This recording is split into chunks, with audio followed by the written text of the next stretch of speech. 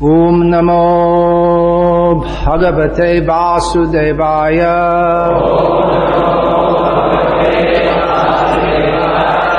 Om Namo Bhagavate Vasudevaya.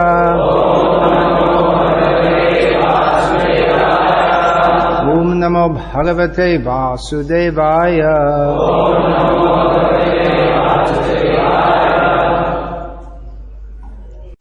Srimad Bhagavad-gita, as it is, translation and commentary by His Divine Grace A.C. Bhaktivedanta Swami Prabhupada, Chapter 18, Text 18. Jnanam gyayam parigyata trividha karma chodana karanam karma karteti trividha karma sangraha. Translation. Knowledge, the object of knowledge, and the knower are the three factors that motivate action. The senses, the work, and the doer are the three constituents of action. Purport. There are three kinds of impetus for daily work. Knowledge, the object of knowledge, and the knower. The instruments of work, the work itself, and the worker are called the constituents of work. Any work done by any human being has these elements. Before one acts, there is some impetus, which is called inspiration. Any solution arrived at before work is actualized is a subtle form of work. Then work takes the form of action.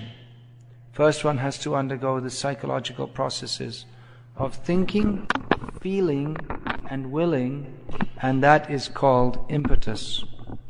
The inspiration to work is the same if it comes from the scripture or from the instruction of the spiritual master. When the inspiration is there and the worker is there, then actual activity takes place by the help of the senses, including the mind, which is the center of all the senses. The sum total of all the constituents of an activity are called the accumulation of work.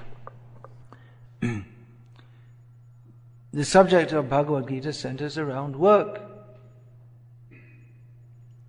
Arjuna's dilemma was whether or not to fight.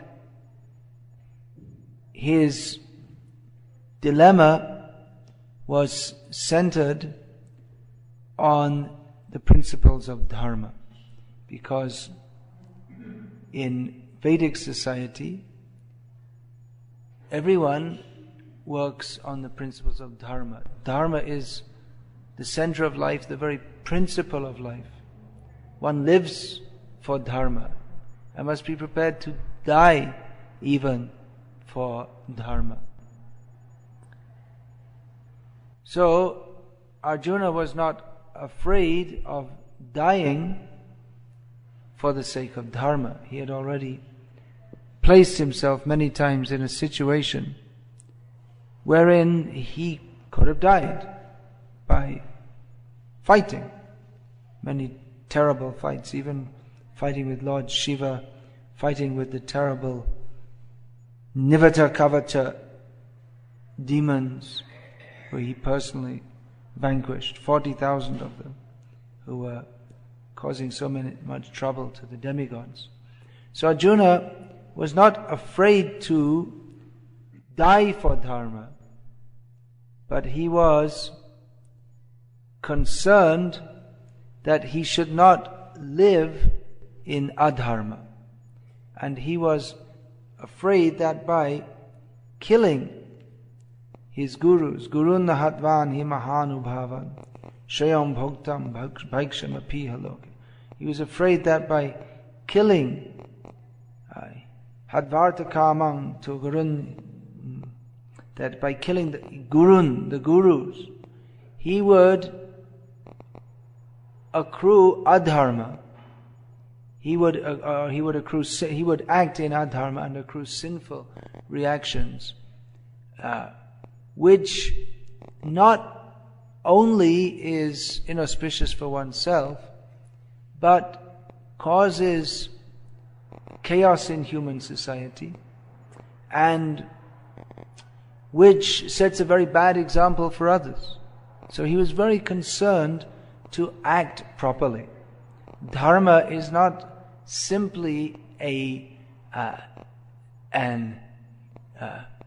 idealistic principle, but the codes of Dharma given in Shastra, which every human being must follow. Dharmo hitesham adhiko vishesham dharmena hina pashubhena ranam. Without following Dharma, a human being is only an animal.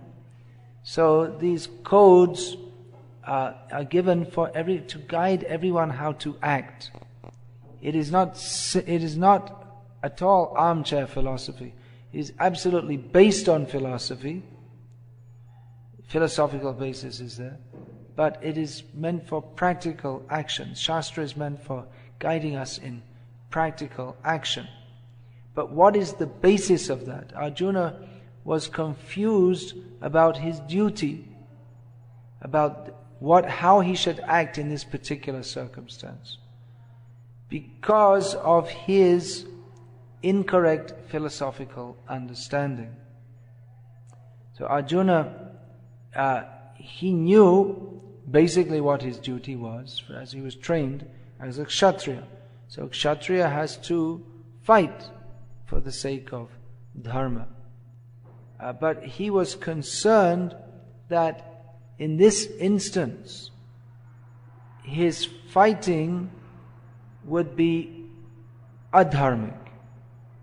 Even though Lord Krishna, who is the giver of Dharma, who is the very object of Dharma, was personally present with him, and even though he was guided by Yudhishthira Maharaj, who was known as the son of Dharmaraj, and was himself also known as Dharmaraj for his strict adherence to what we would call moral principles. Although what we call moral principles, that doesn't really describe what is Dharma. Dharma is more than moral principles. So Arjuna he had a basic understanding of how to act according to Dharma. He had a basic understanding of the principles of Dharma. He wasn't a fool. It wasn't that he was just a completely ignorant person like most of us when we come to Krishna consciousness. We have absolutely no idea about any of these concepts. When we take to reading Bhagavad-gita, we have no idea. But Arjuna already had a very good idea about it, and he acted according to dharmic principles throughout his life, and there are many examples how he protected the Maya, the demon Maya, who came to him for shelter. Maya came to him for shelter, and he thought, as a Kshatriya, it is my principle to protect him, even going against my father, Indradev.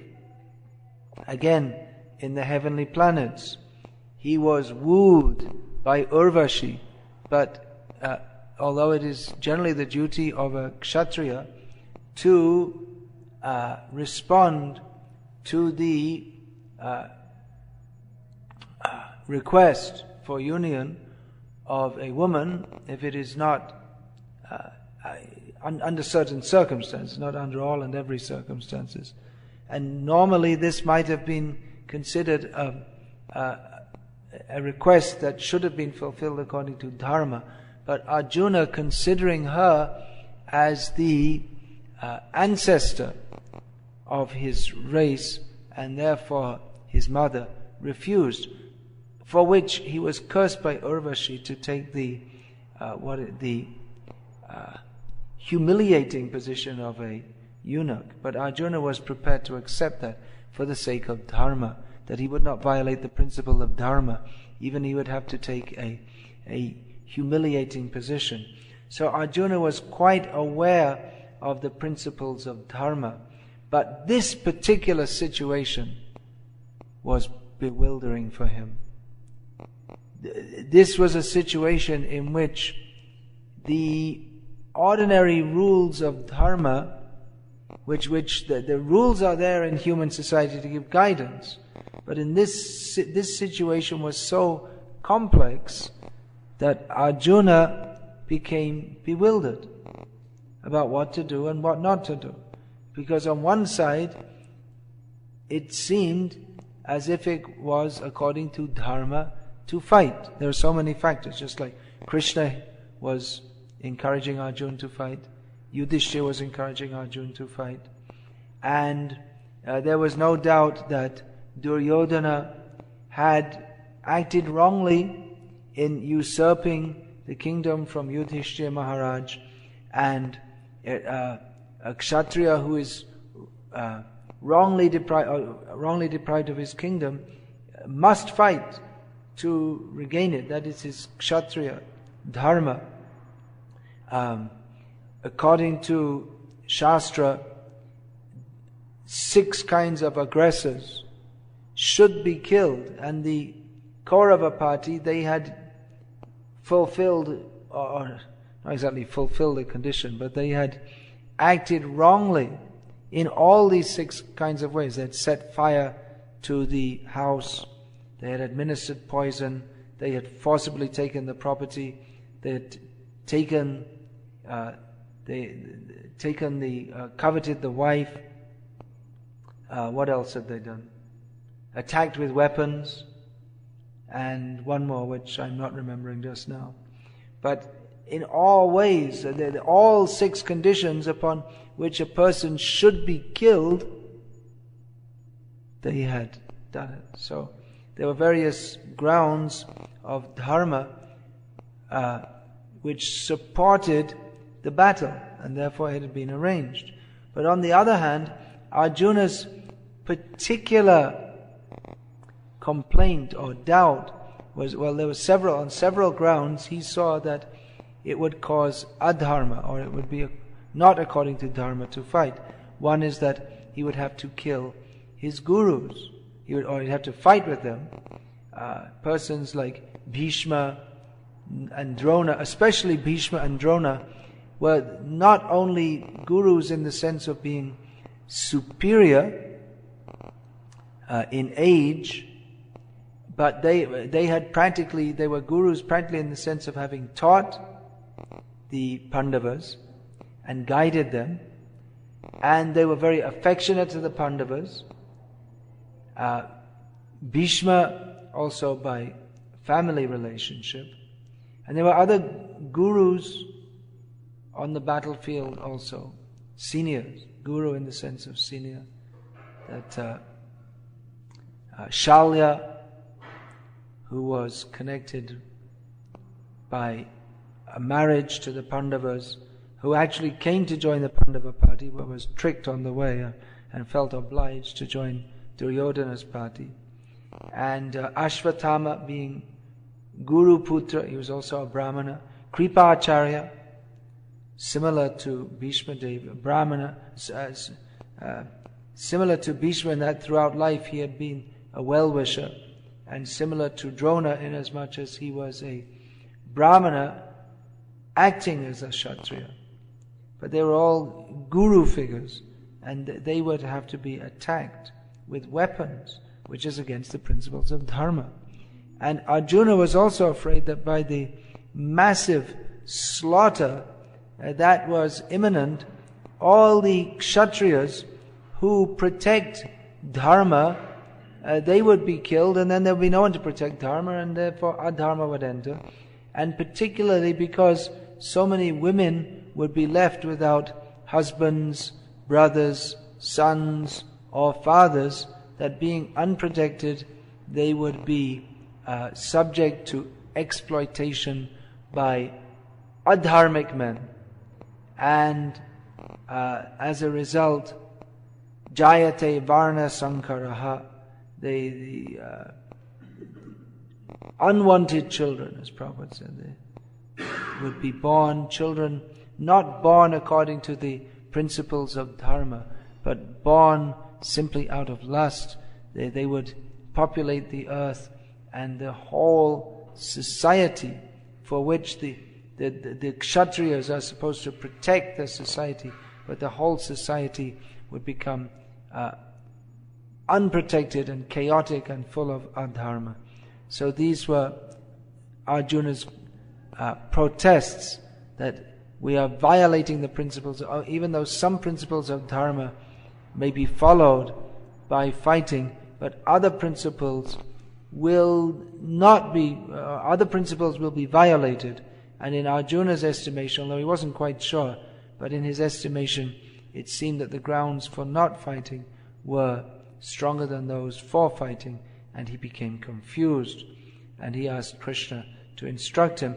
Krishna took Arjuna to a completely different platform of understanding from the very beginning, suggesting that such questions, such complex questions of dharma, which concern action on the material platform, they cannot be properly understood from the material platform. And actually, nothing can be properly understood from the material platform.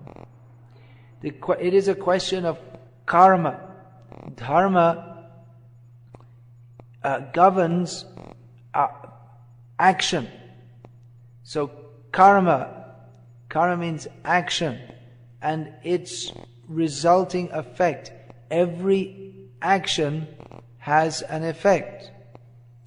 That is true in all spheres of life. That is unavoidable. Action means, if we do something, that means that there is some effect.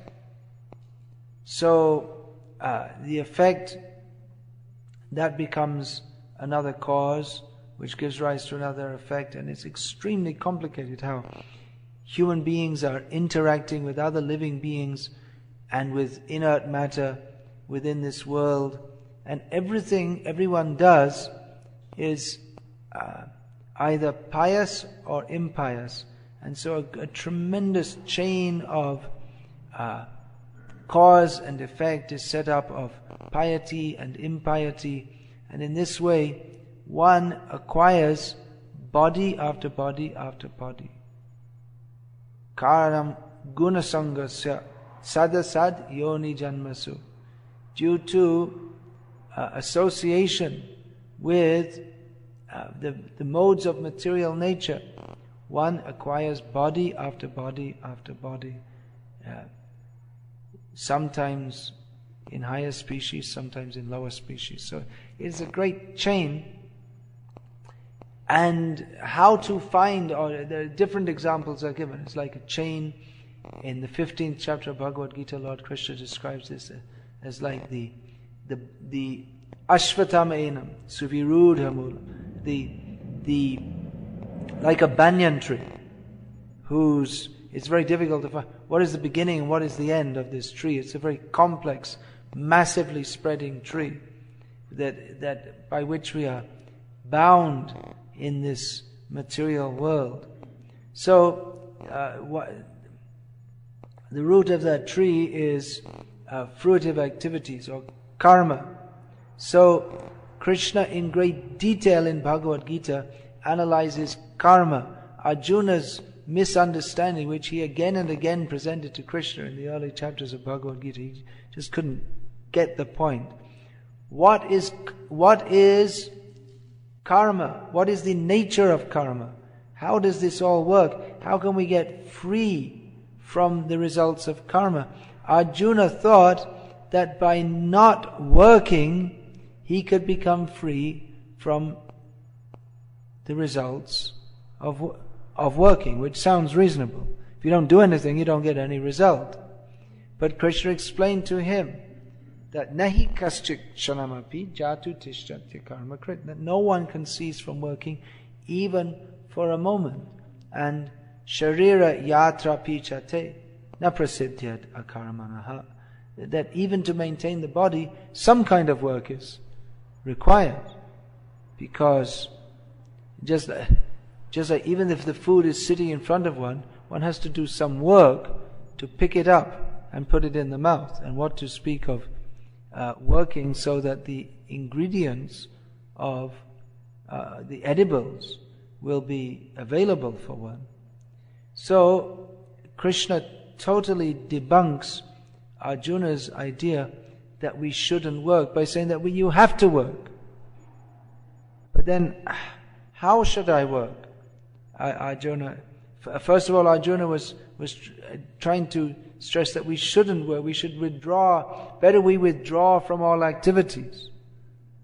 But Krishna didn't agree with this. Rather, he said that you act in such a way that you can become purified.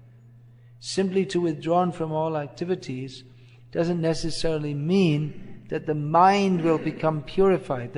What is necessary is purification of consciousness. Krishna explains all these points in detail in Bhagavad-gita, that our consciousness at the time of death, that engenders our next birth and births. So Krishna in Bhagavad-gita in great detail examines the topic of karma. Here in the 18th chapter, Krishna is again describing to Arjuna in more detail the subject of karma, because it can be very confusing. King karma, kima karmeti, kaviyo piyatra mohitaha. Lord Krishna says that what is karma and what is akarma. Even highly learned persons are often confused about this. And factually, there are, based on the knowledge or based on the Vedas, there are various philosophical schools, of which one is one very broadly termed school is that of Sankhya philosophy. Here, Krishna, he is presenting Sankhya philosophy. Sankhya means to, like a scientist, to break everything down, to examine everything, to examine whole units by breaking them into their constituent parts and examining the constituent parts and how they interact with each other and how they give rise to the whole. Karma sangraha. The whole karma sangraha, as mentioned in this verse, means the whole karma understood as a topic. And there are so many subtopics which Krishna describes here. What is karma sangraha? What is the topic of karma? How is it understood? How does it take place? What is going on? So Krishna explains in this verse, Jnanam gyayam parigyata trividha karma chodana. The impetus is for work. Our knowledge, the objective of knowledge, and the knower. So, this we can factually see that everyone does something for a purpose. The objective, everyone has some knowledge, everyone acts with some knowledge, and they act with a particular objective in mind. So here, just like for instance, everyone, or we can say that the average American knows that money can purchase various items. So he knows that. And he knows that by working or by stealing or by cheating, there are various methods to acquire money. And his objective is how to acquire money with the aim of enjoying the objects that can be purchased by that money, as well as the prestige, if you get enough of it, the prestige that goes with it. So, everyone is working, what different activities people are doing. The thief is stealing with the knowledge that if I get this money, I can use it to further my sense gratificatory aims, which is his objective of life. And not just the knowledge, but there's sambandha, abhideya and prayojan. sambandha is the sambandha of the ordinary materialist. Of course, he doesn't know these terms or even think about it philosophically or even have any interest in philosophy, but here we are examining. So his sambandha, his way of thinking is that I am an American. He has no idea he's not this body. And my aim of life is to enjoy the senses, for which I need money. So that's his sambandha gyan. And his abhideya, his method of, he may have various methods of acting to attain money. Of course, this is a simplified worldview, but people are pretty simplistic, or stupid, as we can say in plain terms. So his philosophy of life is, I should get money and enjoy it. Then how to do it? Well, do a job, earn some money, do a business, steal, hit someone on the head, take their wallet and stick their card in the ATM and hope it works. Whatever. There are various ways. Various abhideya. Some better than others. We don't recommend hitting people on the head and taking their money. We also don't recommend even the very objective of life, but we're just analyzing here. And the prayojan is, you get the money and you enjoy, or you try to enjoy. The actual result of this knowledge and acting in knowledge is, it works. You get the money and what do? You go to see a football game, drink beer, and do all the other things which are supposed to make one happy. Of course, it doesn't work because their philosophy is wrong. And however much money you get, it doesn't make anyone happy. But this is an example of the principle that Krishna is stating here. Jnanam gyayam parigyata. The knowledge, the objective of knowledge, and the knower, these three combined, trividha karma chodana, they give rise to, these are the three factors which give impetus to work. Now, as Srila Prabhupada mentions in the purport, that the inspiration to work, or actual work, that is actually beneficial, comes from Shastra and Guru. So one should know how to work. Arjuna, he wanted to give up work, and Krishna explained to him that you cannot give up work. Even if you think you can, you cannot. So one should learn how to work in a manner that is actually beneficial. As Krishna states, that Yashastra vidim utsrija vartate kamakarataha nasa siddhim avapnoti nasukang naparangatim. That those who act whimsically without following Shastra, they can attain neither happiness, nor peace, nor the supreme destination. Tasmat shastram pramanam te karya vyavastito gyatva shastra vidhanatam karma kartam iharhasi. Therefore, knowing what are the directions of Shastra, one should act in such a way in this world that one can become purified. So that is the general direction. Of course, the Arjuna, he was pious inasmuch as his life was committed to following Shastra, but even in following Shastra, there may be a dilemma, because sometimes one Shastric rule collides with another, or appears to contradict another. One should never tell lies. That's a general Shastric rule. But Krishna told the story of how one Brahmana, by his commitment to truth, because he failed to tell a lie in a certain circumstance when he should have done so, he went to hell. How one Brahmana took the vow never to tell an untruth.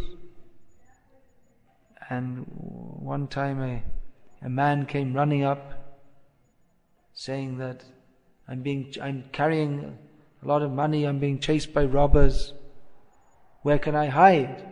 So the Brahmana pointed, you can hide in that copse over there. And then a few minutes later some robbers came running up and said, did you see a man running past you? He said, yes. Where did he go? He went and hid in that copse. So they went and killed him and took the money. So the Brahmana's vow to not tell a lie was intact, but he failed to uphold another dharmic principle, which was to give protection to a deserving person. So as a result, his vow to tell the truth was kept intact, but he went to hell. In that circumstance, to tell a lie would have been more dharmic than to speak the truth. And in fact, it was so severe, he actually, in modern law, that would be called abetting a crime. So he was punished for that. It became sin. In that circumstance, not to tell a lie became sinful. So the laws of Dharma are given in Shastra, but life is so complex that it can be very difficult to know what to do and what not to do. So therefore, one is enjoined to approach a guru who will give personal guidance on how to apply the laws of Dharma in one's personal life. And Krishna here, acting as the ideal guru, is not just telling Arjuna that, hey look, I'm God, do what I say. But he explains to him that this should be done for this reason. And he explains to him the intricacies of karma, so that Arjuna can understand which karma should be done. Mat karma krin, mat paramo, mat bhakta sangha varjitaha. That my devotees, Krishna says, they work for me, understanding me to be supreme, giving up bad association, nirvaira sarva bhuteshu, without envy to others. Mostly, whatever anyone does in the field of karma, that is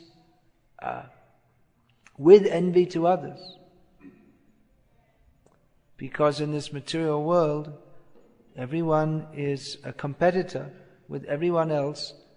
Everyone wants to be Ishvar aham bhogi. I am the controller, I am the enjoyer. So it's a competition, because Ishvara, one controller, means only one can be the controller. And that one is Krishna. But everyone is imitating, from Brahma down to the worm in stool and the germs. Everyone wants to make themselves supreme. So it's a great competition. We can, if we go in the countryside, we see the trees, and it looks very beautiful and peaceful, serene. But actually what's going on in nature is a constant battle.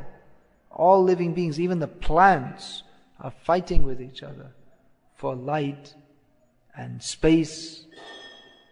And the animals are eating. One bird will be chasing after a worm, and in the meantime another bigger bird will come behind that bird to eat it. And then another creature, a cat, will come behind the bigger bird to eat that. So, jivo jivasya jivanam. One living being is taking the life of another to live himself. So it's a great competition which is motivated by envy of others. Why should this person be greater? Why should this living being be greater than me? I should live at the expense of another. But a devotee is nirvaira, he has no envy of others. Because he's not part of this competition. He works in a completely different spirit. He works for Krishna. So actually this question of dharma, which Arjuna raised, should I fight or should I not fight?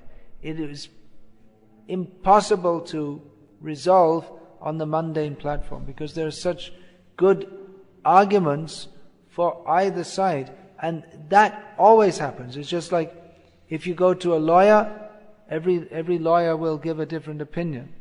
If you go to a doctor, every doctor will give a different opinion. And even in the field of karma, everyone will give a different opinion. We find in the case of Subhuti Rai, great devotee of Chaitanya Mahaprabhu,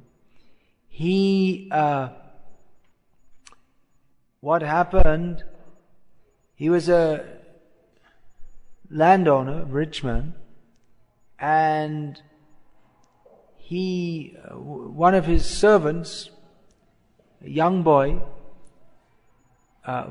in his childhood he misbehaved. So Subhuti Rai, although he was affectionate to his servants, he was a good landlord, but on this occasion the boy acted so badly that Subhuti Rai beat him on the back, and that left some scar. He beat him quite severely. Later that boy, he came up by the grace of Subhuti Rai, came up in the world, and eventually he became the king of Bengal. So once his wife saw, she noticed these scars, marks on his back, and said, how is that? And Subhuti Rai told him that in my childhood I was misbehaved and Subhuti Rai beat me. And he said, well, you should kill him. Now you're the king of Bengal, you should take revenge. He said, well, I can't do that. He was like a father to me. He brought me up in the world. It's only by his grace that I was able to come up from the servant class to be the king of Bengal. Of course, he killed the previous king of Bengal to take that position. But anyway, he felt Subhuti Rai was like my father. He said, I can't do that. But his wife was insisting. So then this Nawab Hussain Shah, he, as a kind of compromise to satisfy his wife, and at the same time not physically kill Subhuti Rai, did that which was considered among Hindus most abominable and despicable. He sprinkled some drops of water from his water pot on Subhuti Rai, which according to Hindu mythology, there was some idea that then you become converted to a Muslim. So then you lose all your family, your friends, your caste, and so it's a horrible situation. Nowadays people wouldn't care that much, because what do they care? What's the difference anyway? Not that much difference. It might not appear to be. So Subhuti Rai, he didn't welcome this. He didn't want to be, to all of a sudden be converted to an outcast. And so he asked different bhattacharyas, or those who are supposed to be experts on the laws of karma, how could he get free from this supposed sin? And some said, well, you should drink hot ghee, boiling ghee, and in this way give up your life, and in this way you can get free from the sinful reaction. So, that's quite a severe step to take. Just don't be a Muslim, just die, that's all. Better than being a Muslim is die. And others said, no, there's something you can do, some kind of prayaschitta, some penance you can do. And eventually he asked Chaitanya Mahaprabhu, that I'm in this very difficult situation. Some pundits say one thing and other pundits say something else. What should I do? Chaitanya Mahaprabhu said, very good for you, very fortunate for you. Now you're rejected from society, you can, that's good for you, all your material attachments, you can give them up. Go to Vrindavan and chant Hare Krishna. So Chaitanya Mahaprabhu brought it to a completely different platform. That, the point I was saying is that it's very difficult to understand and people give different opinions. But here Krishna is similarly, he's bringing the whole question to a different platform. That on the mundane platform, whatever you do, even if it's pious, it's also entangling. But actually one should perform karma, not any mundane karma, not even pious karma, but one should come to that platform of action by which one can satisfy Krishna. And that is the only real solution. Because even if one acts piously, then that entangles one in repeated birth and death. So Krishna is analyzing the whole topic, the whole phenomenon of karma sangraha, so that Arjuna can understand very clearly why he has to do, what he has to do, why he should do it.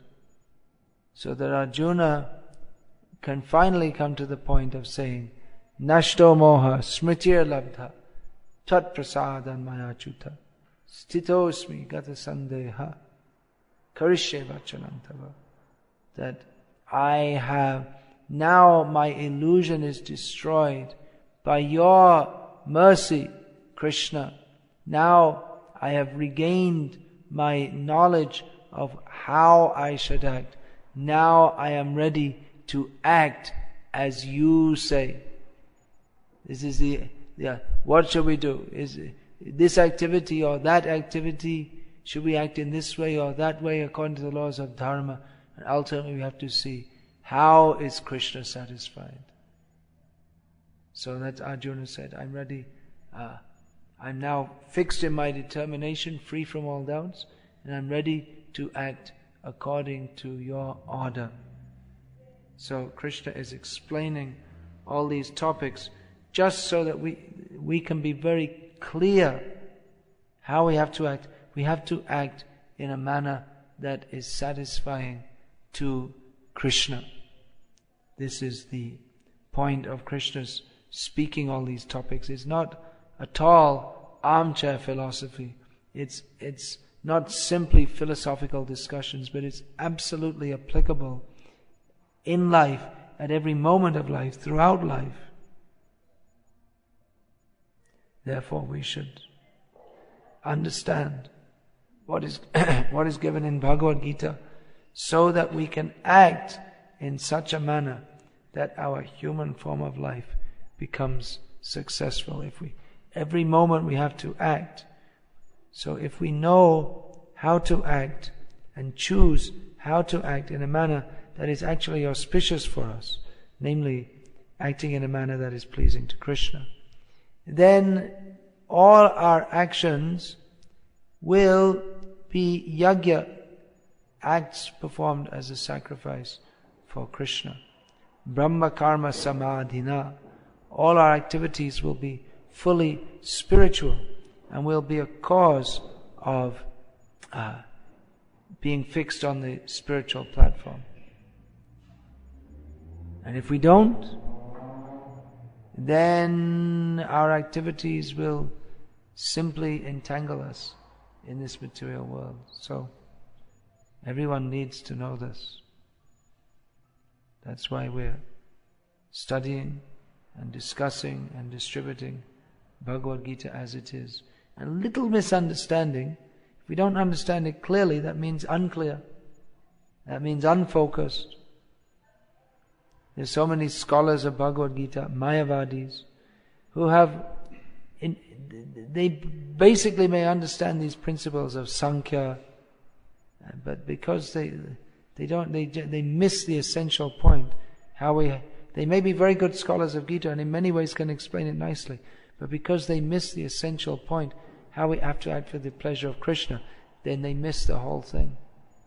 So in the same way, in our Krishna conscious movement, we have to understand this philosophy very clearly. Just like here Prabhupada talks about the psychological processes of thinking, feeling and willing. Now if there's anything in thinking, feeling and willing, if there's any slight lack of clarity, then our activity will be affected by that. We won't act properly. Or we may act just like Arjuna could have, we may do the right thing, but for the wrong reason. Like Arjuna could have fought, as Krishna suggested to him, that Sukhina Kshatriya Partha Labante Yudhami Drisham, that the Kshatriyas are very happy to get the opportunity to fight, because by that Swarga Dwaram Apavritam, the doors to Swarga, to heavenly planets, are open. But that is, if Arjuna had acted only on that platform, then he would have only gone to Swarga. But Krishna explained the whole philosophy of Bhagavad-gita to him, so that he could come to the platform of acting for the satisfaction of Krishna. So all these topics should be understood very clearly. If, as we are seeing nowadays in our movement, we try to import different philosophies or different understandings and graft them onto Krishna consciousness, it's not going to work. It's just like in that term graft, that's borrowed from horticulture, where you can take one branch of a tree and try to graft it onto another branch. And if the branch of another tree, so you can do that, like for instance with two kinds of mangoes, and then you get what comes on that branch is a kind of mango which is a cross between the one on the first tree and the one on the other. But if it doesn't work, then the branch will simply wither and die. If it doesn't catch, if it's not a compatible match. So we may attempt to graft mundane philosophies or mundane ideas of psychology, and it may seem that we can mix it up with Krishna consciousness, because Krishna consciousness to a large extent discusses psychology, the workings of the mind. But if we don't properly understand Krishna consciousness, then we may attempt to do some odd grafts which don't work. I mean, it may seem that it's Krishna consciousness, but the end result is, just like there's a Bengali proverb, I tried to make a statue of Shiva, but I ended up with a monkey. Because, I mean, the statue of Shiva and the monkey, well, they both have 2 legs, 2 arms, a torso and a head. So it seems like we're doing the same thing, but you end up, instead of Shiva, you end up with a monkey. So in the same way, we may think that, well, we're discussing about the mind and and desire and how to act and relationships with others, and this is all there in Krishna consciousness also. So it may seem that we can take something from mundane psychology and apply it in Krishna consciousness, but we end up becoming monkeys. That's what actually happens, because mundane psychology it's literally based on monkey philosophy, and I'll explain that. Because this idiot Freud, he being influenced by Darwinism, he thought that man is produced from monkeys. So his whole take on life is monkey philosophy. He himself was a monkey. His idea was that all the thought processes of a human being are simply geared towards sex, which is actually there in Bhagavad also. But in the Bhagavad and the Shastra describes that, yes, that is there in the conditioned state, but that simply leads to repeated birth and death. Therefore, this is to be transcended. But the idiot Freud thought that, this is the goal of life.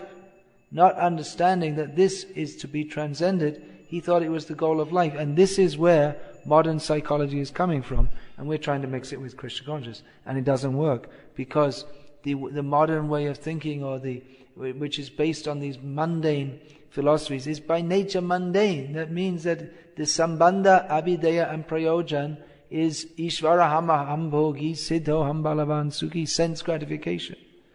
So we may think that yes, it's very nice, we're talking about relationships and the mind, but it all ends up in sense gratification. It may appear to be the same, but because its basic underlying principle is entirely different, therefore the thinking, feeling and willing in materialistic consciousness is ipso facto completely different from the thinking, feeling and willing in Krishna consciousness. So even though the thinking and feeling and willing, they both lead to karma. Thinking, feeling and willing, that naturally leads to karma. But that karma, whether it's karma activity for Krishna's pleasure or for one's own sense gratification, that will make the difference. And it's a heaven and hell difference between acting for Krishna's pleasure and acting for one's own pleasure, even if superficially we may fool ourselves and others that we're acting for Krishna's pleasure. If it's ultimately for our own pleasure, then Krishna is not pleased, because Krishna knows what's in our heart. So we hear many things, we hear a lot about the emotional needs of everyone, very high sounding. But emotional needs, if we don't understand that our emotional needs our need as the jiva, part and parcel of Krishna, is to satisfy the senses of Krishna, then what we call our emotional need will end up being what I want for my sense gratification. And it's given a very high sounding name, emotional need. Well, what it basically means is, just like the baby is screaming, "Wah! Give me my sense gratification." So that is the materialist, or the so-called devotee, who in the name of Krishna consciousness is fulfilling his emotional need, which is a highfalutin name for sense gratification. So, or we talk so much about relationships, but unless the relationship is based on serving Krishna, surrendering to Krishna, then it's all simply sense gratification. That you should appreciate me. We put so much emphasis on you should appreciate me. But this whole modern psychology means simply putting myself in the center. You lie down on a couch and you talk about yourself. And the psychology, people love that. And then you play the psychologist and you talk about yourself and he talks about you. And that's just what I wanted. It's sense gratification, that's all. But we're enjoined not to talk about ourselves, but to talk about Krishna. And that way we give up this self-centered egoism of thinking of aham mameti, I, me and mine, and understanding that everything is Krishna's. I am also Krishna's, and I'm only meant for satisfying Krishna, and all my psychological problems come because I don't understand this point, that I'm meant for satisfying Krishna.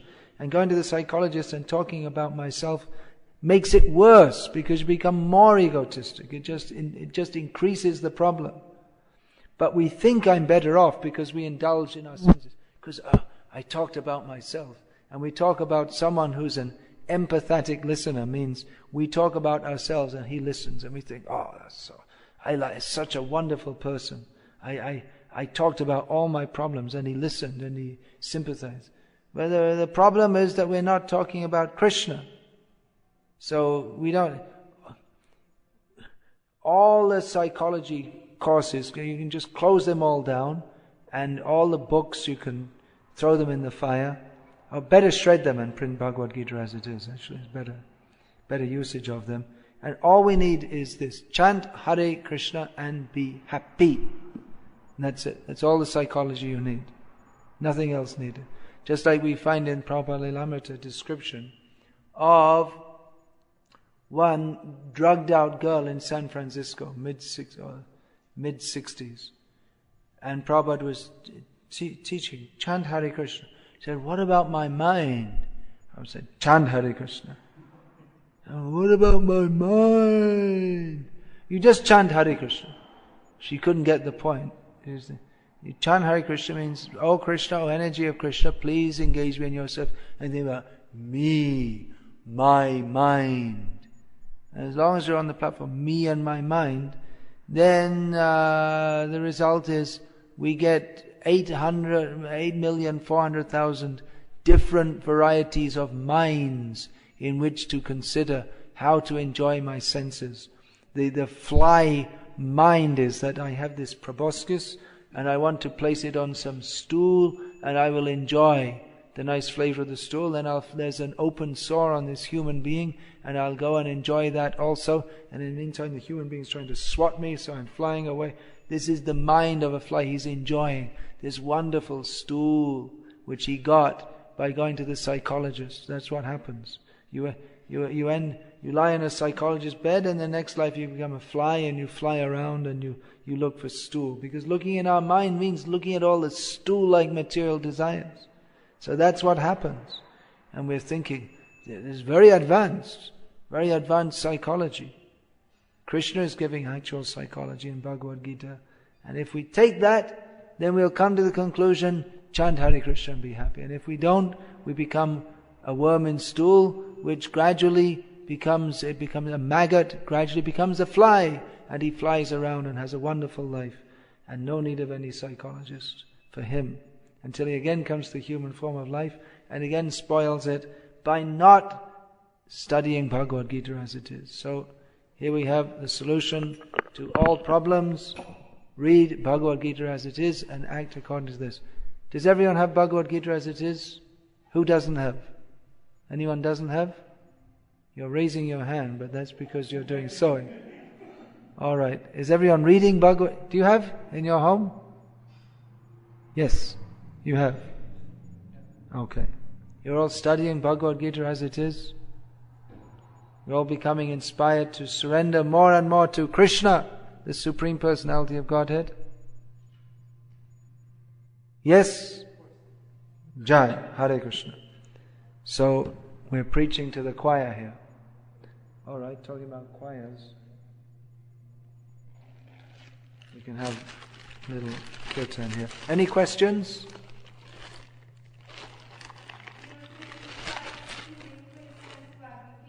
That's right.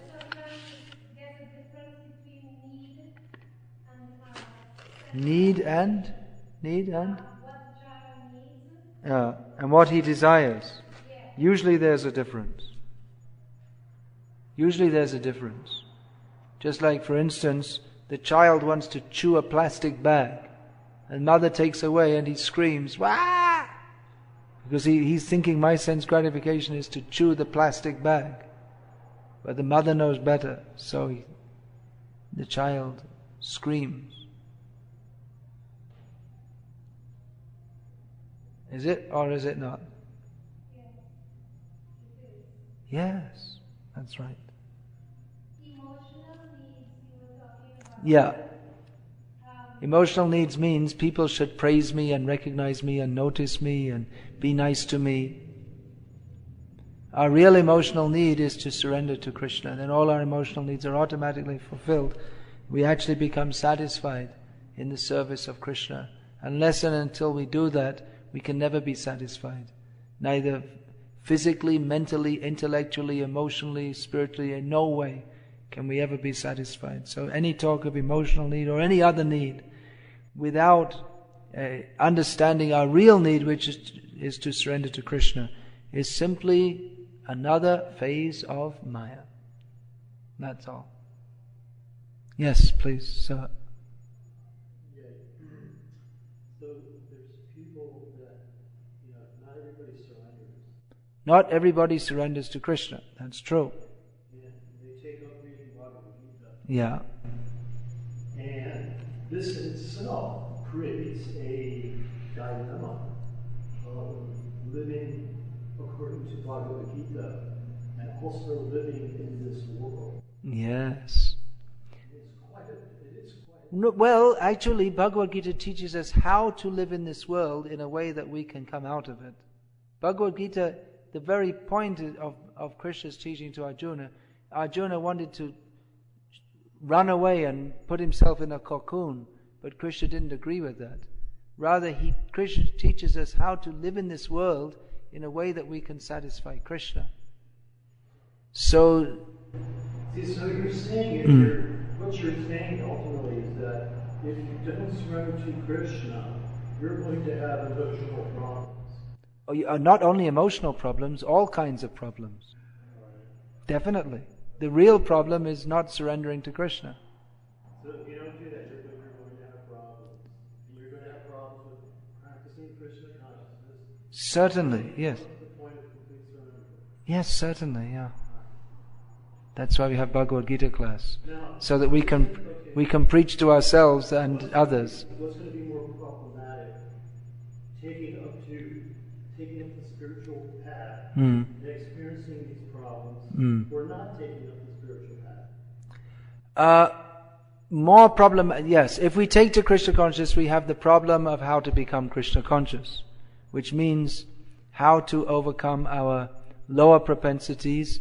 And it's a struggle, because we're all rascals. At least I am. So we may think, well, we won't take to Krishna consciousness, and we won't have the problem of struggling with the mind. We'll just surrender to it and go on with life as everyone else does, and then we don't have the problem of trying to control the mind. However, the problem with that is that simply following the dictates of the mind and not trying to become Krishna conscious means that we are entangled by the mind repeatedly in birth and death and concomitant old age, disease, and material life means suffering. And the solution is to be Krishna conscious. So it's something like saying that, well, I have a disease, but if I go to the doctor, well, he'll tell me I have to follow this diet, and he'll call me for injections regularly, and that's not very nice, so better I have the disease. But the cure may be somewhat difficult, but it is a cure, and ultimately that brings us to of course this is a material example, it brings us to a position by which we're freed from that greater suffering. Now, in Krishna consciousness, there is a struggle, but it is, from the beginning, joyful also. It's not that we're just simply sitting here and pulling out our whatever little hair we have. But the very process itself is joyful. Did you ever notice that? Seeing the beautiful forms of Krishna, chanting His names, dancing in kirtan, the process is joyful, but our wicked propensity to avoid Krishna is such that we somehow we don't become attracted to that, or we don't develop full attraction. So this understanding of Bhagavad-gita as it is also required to help us to become philosophically fixed on the path. Now, even if we are not successful in fully practicing Krishna consciousness, whatever we do is for our eternal benefit, so there's no loss in that. You may think even if we struggle, even if we have difficulties, that will be there. That is the test, if we are actually sincere or not. But whatever we do in Krishna consciousness, that is to our eternal benefit. Whereas if we don't act in Krishna consciousness, there's no actual benefit of any kind. It simply means further entanglement in material existence. So actually acting in Krishna consciousness is beneficial. And we may say, well, I don't want to act in Krishna consciousness because there's so much struggle. But there's so much struggle in material life also. We may think I'll just enjoy myself in material life, but it's not so easy that you just enjoy yourself. One has to struggle like anything to get that, to acquire the objects of sense gratification, which don't actually satisfy us anyway. So why not struggle for that, which is for our actual benefit, for our eternal benefit, and which will bring us to eternal blissful life? And which, even in its practice, even now, brings us to the happy position.